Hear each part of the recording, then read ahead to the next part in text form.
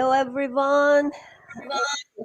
I'm welcoming my guest, Dr. Sklar, today. I'm very honored to have him here. So, welcome to my show, and I can't wait talking to you today. Thanks for having me. I'm excited to be here as well. Yeah. So, Mark, I know we coincidentally cross to each other and we talk about acupuncture. I know you're doing this for a long, long time and you have a channel. So tell me about what you're doing and why do you think, how can you help people and couples to get pregnant naturally, mostly, right? Yes.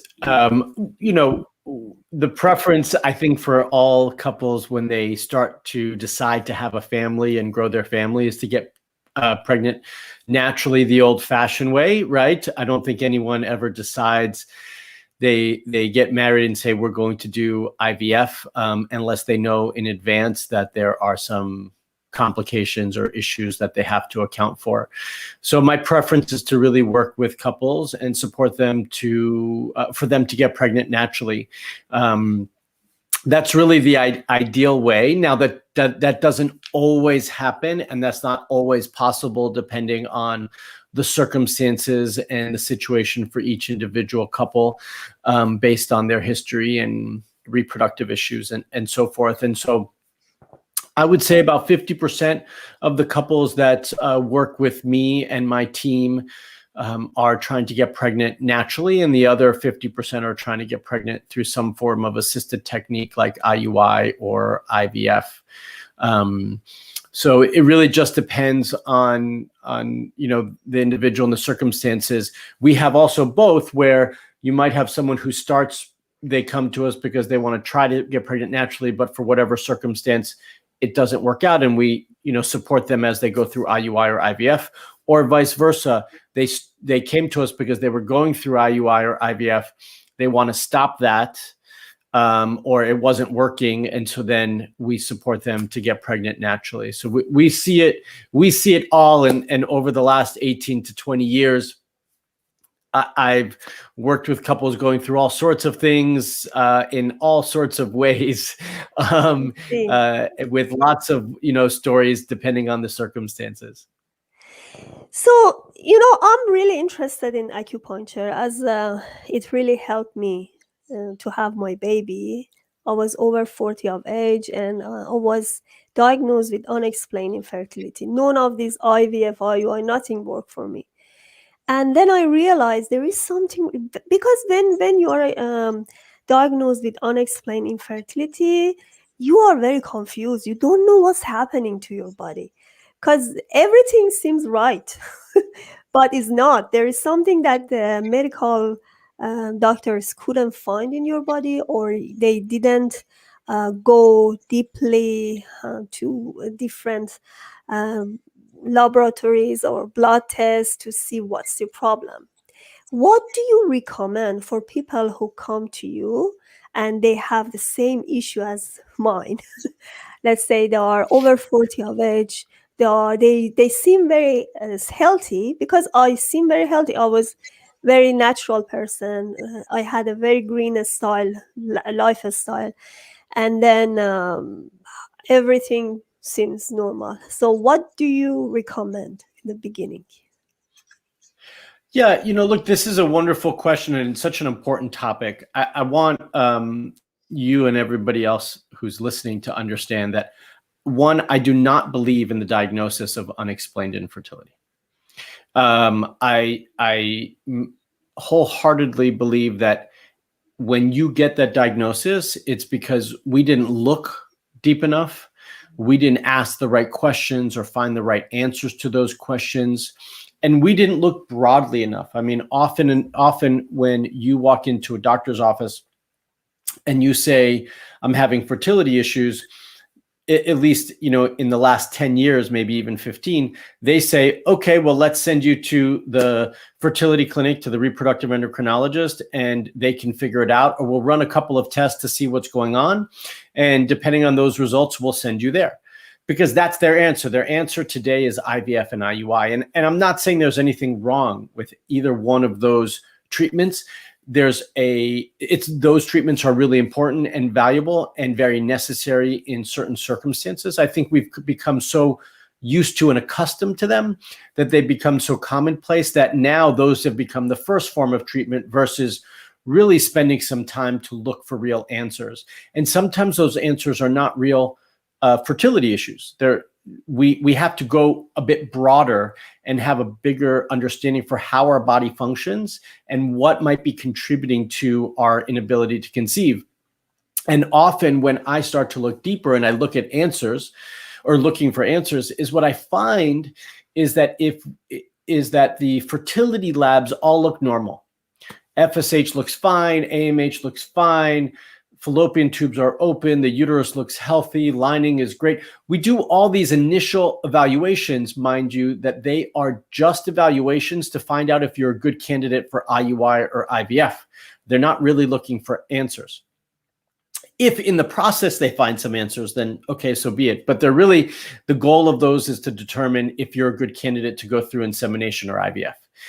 And so when we look at those hormones and we assess those numbers, if all of those look fine, we have to take another step back and look beyond, expand our search, expand our reach beyond just the fertility, and reproductive organs.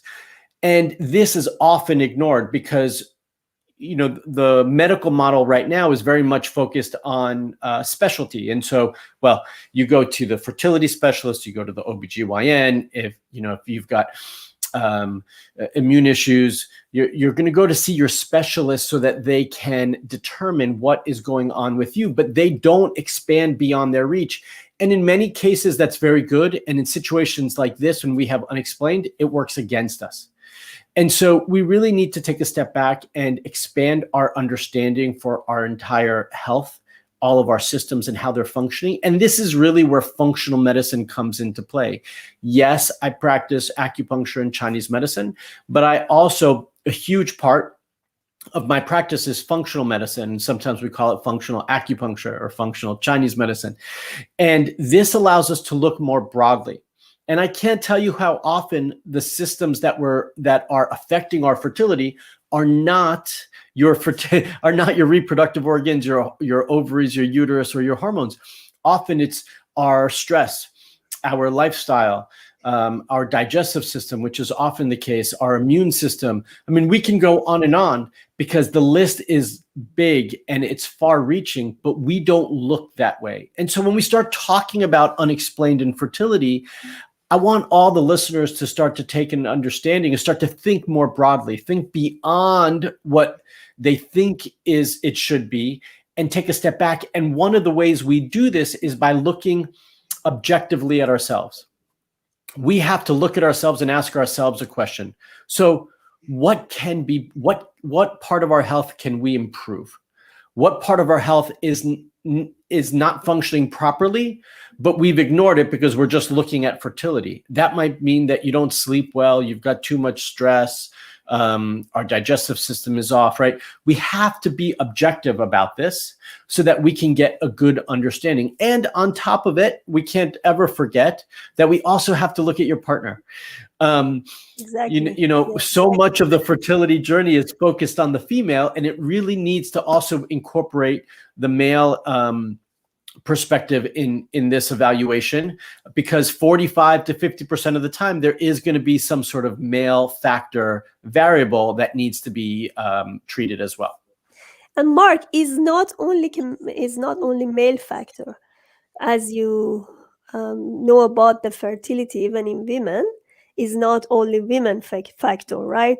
Maybe digestive factors or anything can actually, affect the That's quality. what we were just talking about. Yeah.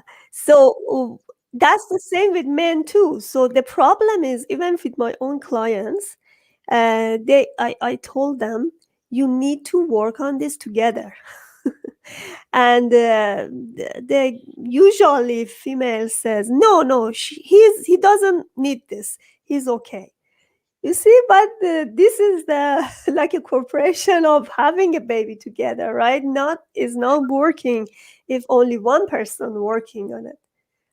100%. I have this story That's just recently, this exact same story. Last Friday, I spoke to a woman that I've been coaching and working with, and she's been getting great results, but we're still not seeing everything we want to see. So we made some adjustments to her plan. But I said to her, because one of the first things I asked her to do is have her husband do a semen analysis, and now it's been 6 months since I asked her this. He still hasn't done it. And I said, why hasn't he done a semen analysis? She said, he thinks he's just fine. I said, I want him to prove me wrong. Okay. I want to make sure that he's okay. And I hope that he is okay, but I want him to prove it to me. And he can't prove it to me by just telling me he's fine. He has to prove it to me by showing me the results. Because now it's been 6 months. You've been spending all this time to work on yourself and make all these corrections. What if there's something wrong with him and we've just wasted 6 months where we could have been supporting him? So this is absolutely important. And I finally, just before we got on this show, I got an email from her saying, yes, he said he'll do it. wow, that's the good news. Good news. It's a start. Yeah, actually, interesting. For launching my book in the evening, we had a very, very interesting topic about male infertility. And we had Dr. Adrian Lara and Dr. Don Garrison, one of them acupuncture doctor and another one in gynecologist. The interesting point was both of them believe that integrative system work better. If you are gonna be healed, you need like medical doctors and also holistic medicine practitioners. And the reason is there are a lots of underlying issues, like maybe emotional issues. So emotional issues can be found in men and women. So Sure. or they are in the same environment. They are having the same thing every day together, and it's not really working if only one person working on this. And Yeah. so do you also go to their PTSD trauma in their life, or childhood trauma, the history they have? Yeah, so we have to take an extensive history on everyone, right? You know, you have to understand what might be affecting their overall health and their fertility. Now, do I specifically work with PTSD? No, but if I recognize it and see that it's there, then we start talking about resources that they can utilize and how they can start to address those needs, and that they should be starting to address those areas if they need to. Beautiful. So um, in your topic, you said you're going to talk about egg quality, and there are three big recommendation you're going to make. What? Yes, please. Well, you know, the first thing that I think is important, and hopefully everyone who's here listening already has done this and knows it because they're listening to a fertility show, but testing has to be done first and foremost. And the reason I start here is for two reasons. One is we have to test and we can't guess. If we're just guessing because we think certain things, or it's been several years since you've had your lab work done, but you don't have any recent lab work, then we're just guessing. We don't know what is going on today. Now, I'm Mark, also not sorry, I interfere. You said test. You're yes. not only talking about the fertility test, because that's a problem my client have too. Because we've done it, and I said this, and they said this is a recent test, and there are some functional tests that you already mentioned about the whole body, and you are also referring to those tests as well, right? Yeah. So, and that's what I was just about to get into and say is that it's not just about testing. So the first part of it is to make sure your tests are up to date. I'm not suggesting that you need to have labs done every cycle or very frequently, but we want current labs. The second part, and I say this because a lot of women will say to me, well, I had those done 3 years ago and I didn't like the results, so I just didn't want to run them again because I was scared to see what they said, right? We need to have information so that we can make the proper choices about how we move forward. But also the test that you've probably had done, which is going to your question, is are probably very limited. So you've had FSH and LH if you're lucky, because it's not always both of those. It might just be FSH. Right now I see a lot of women just have AMH and estradiol unless they're in an IVF cycle. So it's very limited, right? These labs that are being run are very limited. And I want all of you to have a more broad perspective when we're looking at this. So first, have a complete hormone panel. That means you want to look at your DHEA, you want to look at your prolactin levels, you want to look at your testosterone levels. These are all very, very important. They're often ignored. And so many women will get on DHEA without ever testing their DHEA levels. They might not even need it. So this piece of when we're looking at hormones, we want full hormone panels. Okay. And then the same thing with thyroid. Thyroid, we often just do TSH and not a full thyroid panel, which includes all your thyroid hormones, including antibodies, which is really important. And then if you haven't had your vitamin D tested, a CBC, CMP, your iron levels, B12 and folate, like we want to have a more complete blood work done so that you understand, and we understand, more importantly, how your body is functioning in all aspects. Now, that's just blood work. Now, that blood work, I do believe, should be evaluated from a functional perspective. But then if we expand those labs to a more functional, broad lab testing, that's when we would incorporate a Dutch test, some aspect of a Dutch test, because there's several different parts of that. And a Dutch test, for those who don't know, is a dried urine hormone panel, which not only tells you your primary hormones, but your metabolites. It will do a cortisol rhythm pattern for you and a small organic acid profile as well. So it gives you much more information there. If I suspect that there's any digestive issues, then I'm going to look at stool test as well. About the Dutch test. Yes. Is that available in general labs, or they have to do it specifically? No, these are all, I mean, those labs that I was just mentioning are going to be specialty labs. You can't walk into LabCorp Quest to have that done. Now, you can order the Dutch test on your own on their website. Online. The only negative to that is you won't be able to understand it unless you have someone who can interpret it for you. But you can order it on your own if you wanted to. And can general doctors understand it, or you have to go to fertility specialists? I mean, I think if a general doctor took some time and wanted to understand it, I don't see, well, I should say an endocrinologist and an OBGYN and possibly an REI, though they should be able to understand it if they spend some time to look at it and understand it. But they don't typically, because they don't know what to do with that information. So if they don't know what to do with that information, why are they going to spend the time to read it, right? Exactly. So in general, you're looking for somebody who has knowledge in understanding those labs as well and knows how to treat it.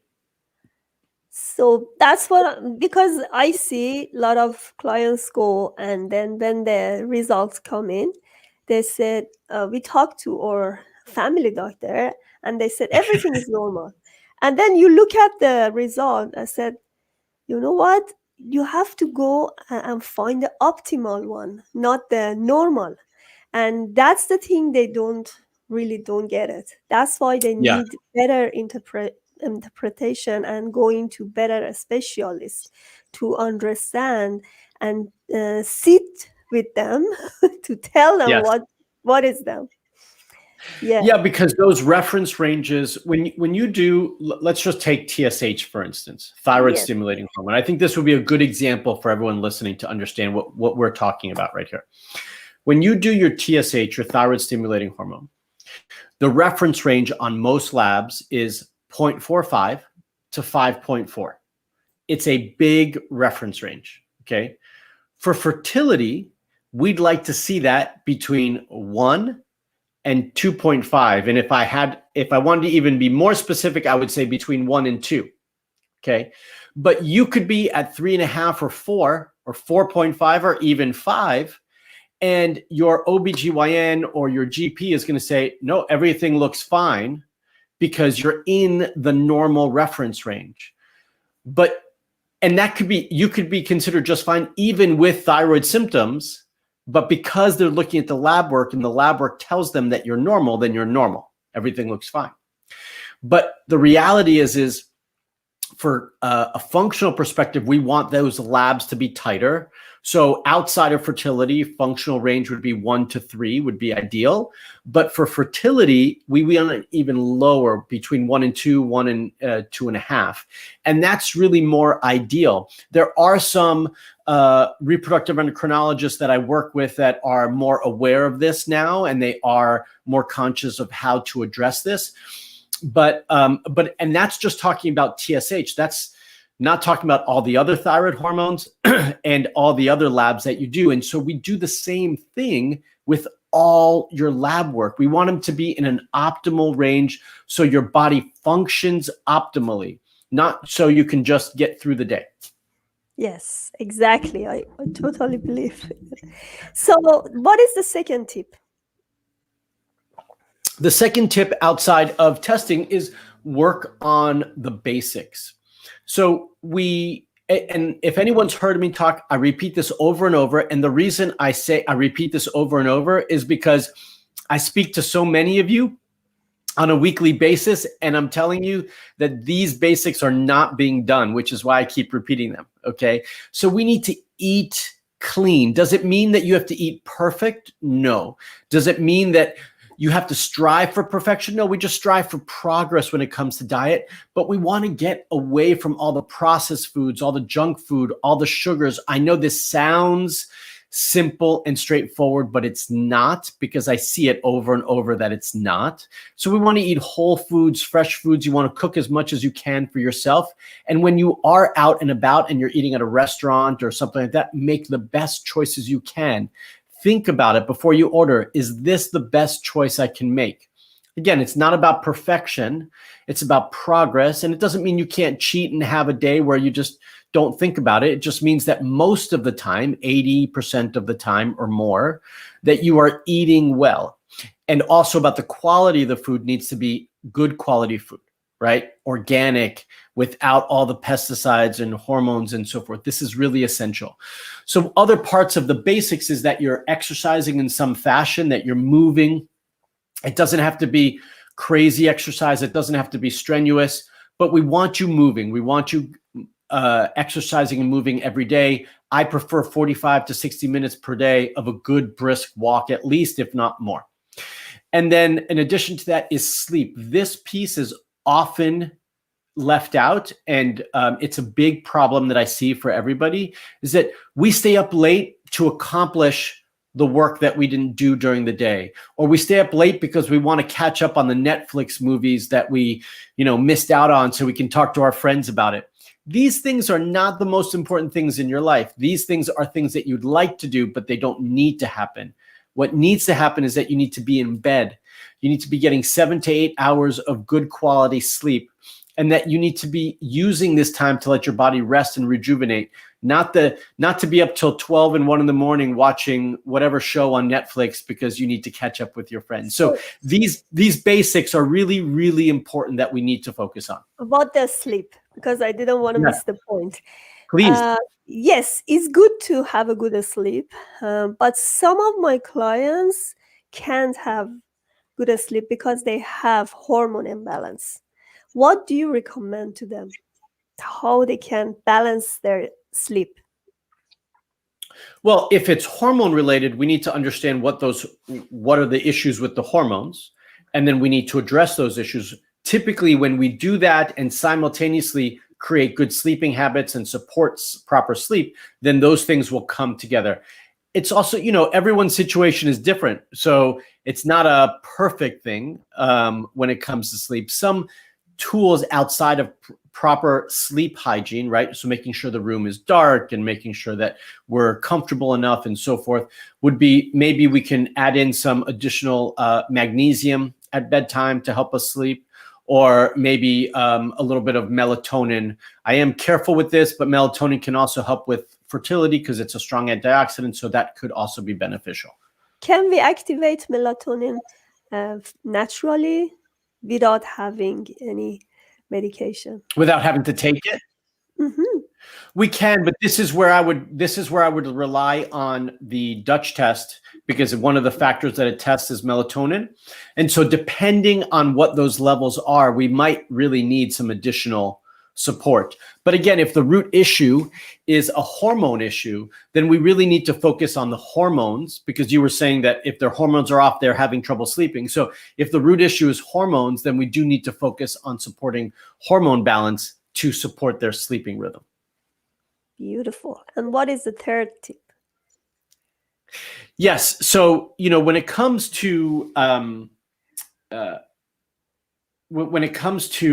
all of us looking deeper in terms of our fertility and trying to support good egg quality, then obviously we need to look at good quality supplements. But here's the trick. I'm going to mention a couple of them that I think everybody can take.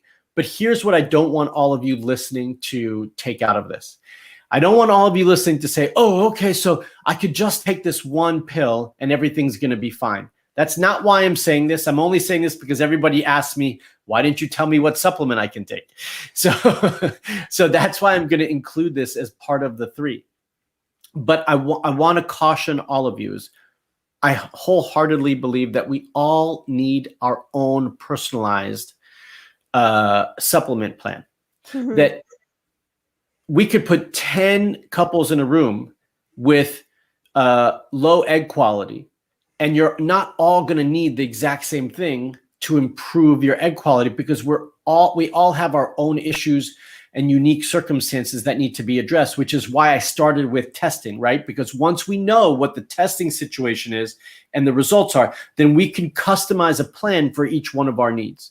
With that being said, I do think all of us can benefit from ubiquinol or CoQ10. I think that would be safe and beneficial across the board, and that if you're not already taking it, you absolutely should be.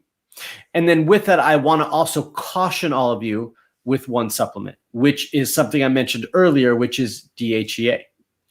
I know it gets a lot of promotion in many resources and blogs and books and so forth, that it's beneficial for egg quality. It's not going to help all of you.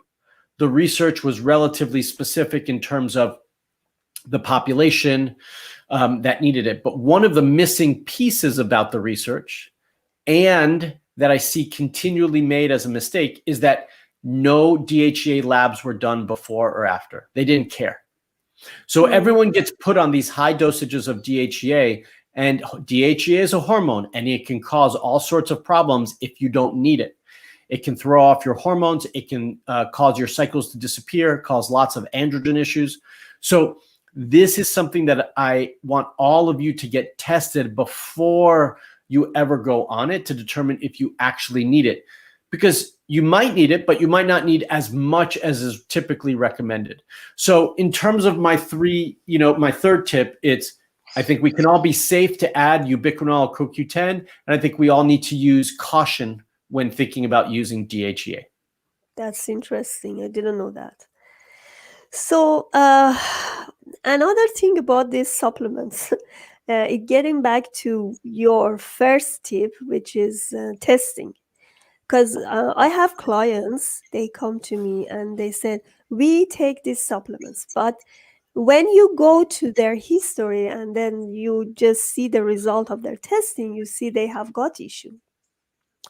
So the point is, when you have gut issue, your digestive system doesn't help you just digest all the supplements. So that's why it's not a good idea to get the supplement even beforehand, before getting the test. And as Marc said, the first step is having the test done. and not only in your fertility functions, but also the whole body. And Dutch is really good one. That's the one I always Yeah. recommend as well. So yeah, I think this point is really, really important for everyone listening. The digestive system, if I find any issues in your gut health or digestive function, I always address that first above everything else, because without this functioning properly, you're going to have a hard time addressing any other system in the body.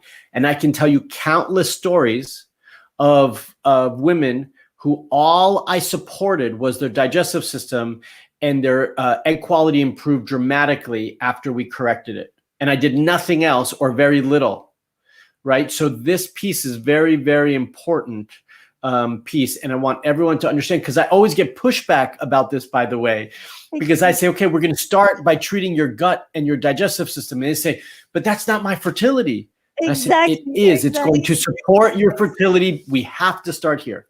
Mark, I have a question. So let's say somebody goes and check herself. She has a digestive issue, and but the medical process, she take only something like a medication for her digestion, and for years she's using it, and she thinks that's it's normal.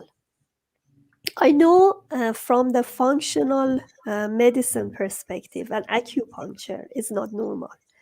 What do you recommend first? Let's say just ignore the medical part. What do you start with somebody with this gut issue? I start with a stool test. I see. Yeah, always. That tells me what's going on. It tells me how good or not good their bacteria levels are.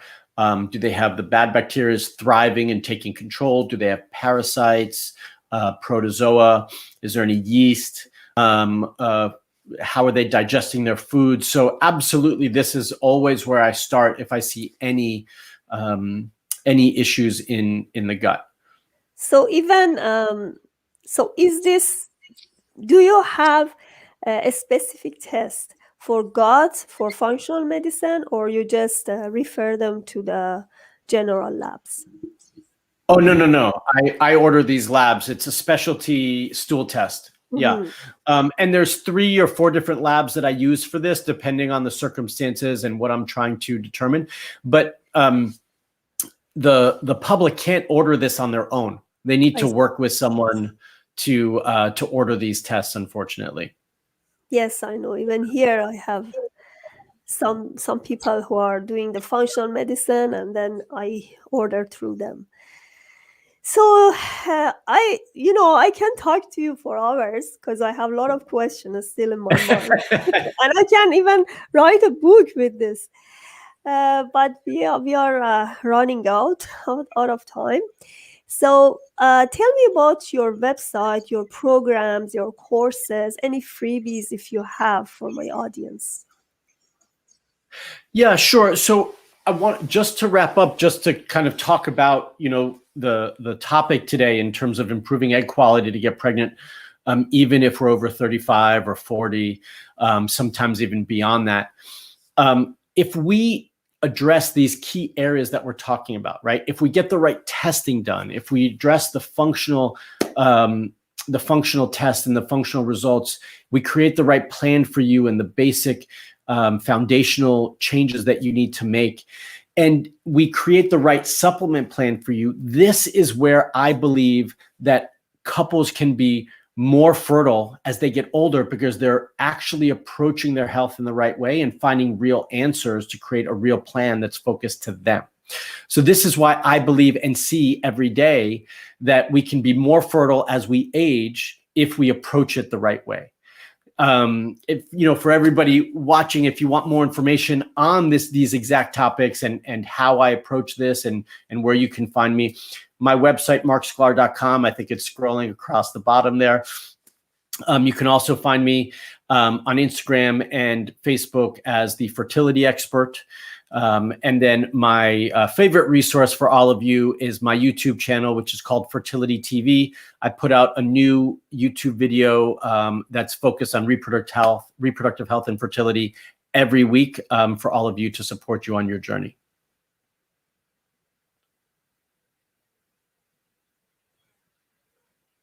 I was mute.